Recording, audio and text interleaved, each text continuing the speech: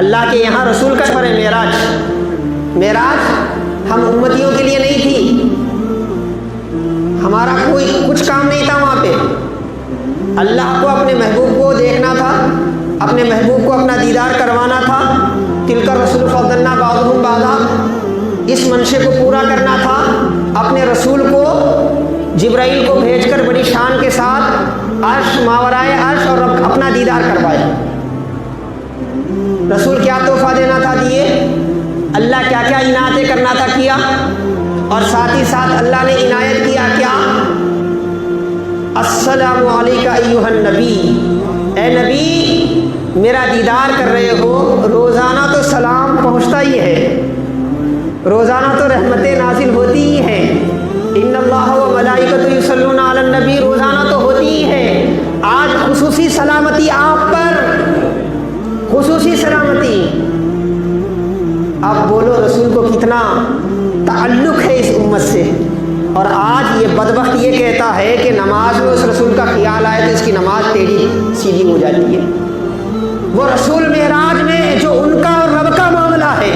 راز و نیاز کا معاملہ ہے، کسی اور کو بھی دخل نہیں، یہاں تک کہ اللہ کے نبی حضرت موسیٰ کو بھی رسائی نہیں علیہ السلام،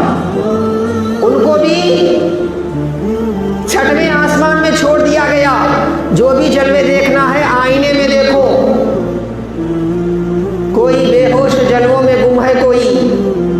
کوئی بے ہوش جلووں میں گم ہے، کوئی آنکھ والوں کی ہمت میں لاکھوں سلام، اسی منزل سے کہا گیا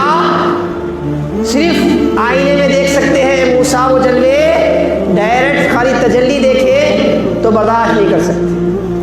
نہیں کر سکتے، ایسی منزل میں رب اپنے نبی پر خصوصی سلامتی نازل فرما رہا ہے۔ مصطفیٰ جان رحمت آگے بڑھ کر کہتے ہیں السلام علینا وعلی عباد اللہ الصالحین، اے پروردگارا جو خصوصی سلامتی آج کی رات مجھ پر نازل کر رہا ہے وہ ہم پر اور نیک بندوں پر نازل فرما۔ اللہ کے رسول جانتے ہیں نیک بندوں تک یہ سلامتی آئے گی، ہم پر کہہ کر ہم غلاموں کو بھی اپنے دامن میں چھپا لیا، اے اللہ میرے دامن میں جو میرے بدکار غلام ہیں ان پر بھی اس خصوصی سلامتی کا کچھ اثر پڑے۔ اسی لیے اللہ پاک قرآن میں کہتا ہے تمہیں کیا معلوم کہ تمہارے رسول تم سے کتنا تعلق رکھتے ہیں، تمہارے رسول کا قلب تمہارے لیے کتنا تڑپتا ہے۔ کیا اب میں کیا بیان کروں، رب کائنات خود کہہ رہا ہے من انفسکم عزیز علیہ ما عنتم، تمہارا مشقت میں پڑنا ان کو گرا گزرتا ہے، تم مشقت میں نہ پڑ جاؤ، تمہارا تکلیف میں پڑنا مصطفیٰ کے قلب کو تکلیف دیتا ہے، تمہارا مشقت میں پڑنا۔ اللہ اکبر کبیرہ۔ پیارے آقا علیہ الصلوۃ والسلام نے فرمایا میں چاہتا ہوں کہ نماز عشاء تہائی رات تک مؤخر کر کے پڑھوں، صحیح بخاری کی روایت ہے۔ تہائی رات کا مطلب کیا معلوم، 9-10 بجے پڑھنا پڑتا، آپ رمضان میں پڑھتے نہیں، ویسا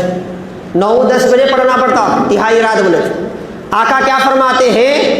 میری چاہت یہ ہے کہ میں نماز کو تہائی رات تک مقرر کروں، مؤخر کروں، اور مصطفیٰ کی چاہت کا اندازہ آپ لگا سکتے ہیں، مصطفیٰ کی چاہت یہ ہے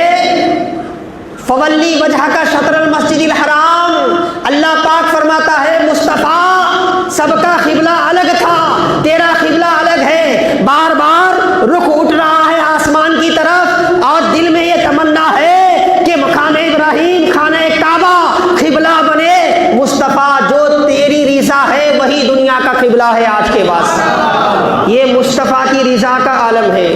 قیامت کا میدان ہوگا،